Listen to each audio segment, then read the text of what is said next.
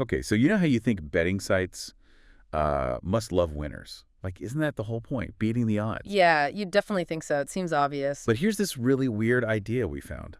Kind of counterintuitive.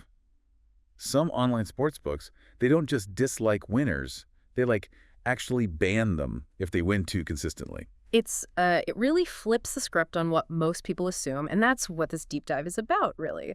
Exploring what some call this sort of silent war going The on. silent war Yeah. between who? Between what they call sharp bettors, the really skilled ones who consistently find an edge and beat the odds and the betting platforms themselves. Right, okay. So our mission here is to unpack how these platforms actually spot these players Hmm. and then how they limit or restrict their accounts. Exactly. And the key thing is, it's usually not because they're cheating, it's just because they're, well, too good at it. Just too good? So how do they even know? How does a platform identify someone who's like too sharp? What are they looking for? Well, it's definitely more complex than just checking your win-loss statement. Our sources say they use pretty advanced tracking algorithms. Algorithms, okay. What are they tracking? They're analyzing basically everything: how fast you bet after odds go live, the kinds of markets you bet on, especially niche ones, less popular stuff, Ah. and crucially, whether your bets consistently show sharp characteristics. It's about the pattern of betting. Sharp characteristics. Like Hmm.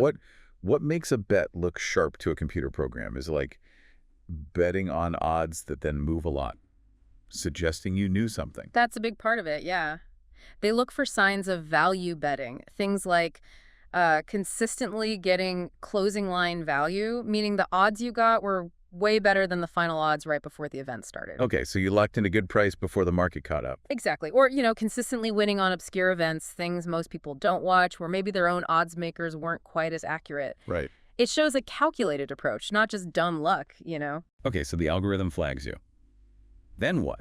What actually happens when you hit this danger zone, as one source put it? Right, the danger zone. Well, often the first thing you'll notice is your betting limits just plummet. So, like, a bet you could make for $200 yesterday is suddenly capped at, what, $10? Exactly that kind of thing. Or maybe bonuses and promotions just dry up for your account specifically. Subtle at first, maybe. Could be. But then, often without much warning, bang, your account gets restricted. Maybe you can only bet tiny amounts, or maybe it's shut down entirely. And they just say terms violated or something vague. Usually, yeah, something like trading decision or risk management policy. But the insight here is that it's not just about losing money on one specific sharp bettor. It's broader. Prodder, how? Well, sharps consistently finding value, they don't just take money on single bets. They actually force the platform to adjust its odds constantly, making them sharper overall. Which costs the platform resources, I guess. Yeah, resources, and it also highlights weaknesses in their lines that other sharps or even arbitrage bettors can exploit across different sites. It messes with their whole risk model. Wow. Okay, but is that even legal? Just cutting people off for being good. It sounds really unfair, right? But apparently, yeah, it often is legal. Most platforms have clauses deep in their terms and conditions, the stuff nobody reads, Oh. that basically give them the right to limit or close accounts pretty much at their own discretion. Business decision, they call it. It's like a casino putting up a winner's welcome sign, Yeah. but then whispering, not you, though. You win too much. That's a pretty good analogy, actually. You stop being a fun player and start becoming a systemic risk to how they operate. So this really makes you question the whole fair play aspect of online betting, doesn't it?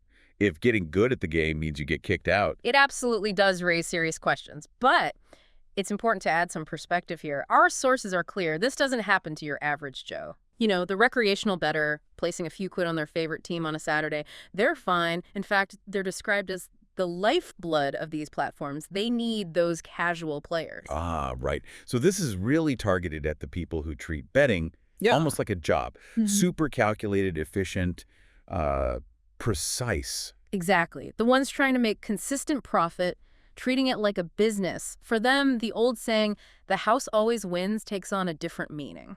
It's not just that the odds are stacked against you. No, it's that if you actually beat those odds too often, the house might just tell you to leave the casino entirely. Right. So next time you hear the house always wins, remember this twist. If you win too often, the house might just kick you out. Precisely. Which leaves us with a final thought for you to chew on. If being successful at the game itself leads to being excluded, What does that really tell us about how these platforms work, and maybe more broadly, about what fair play even means anymore in this digital age? Something to think about.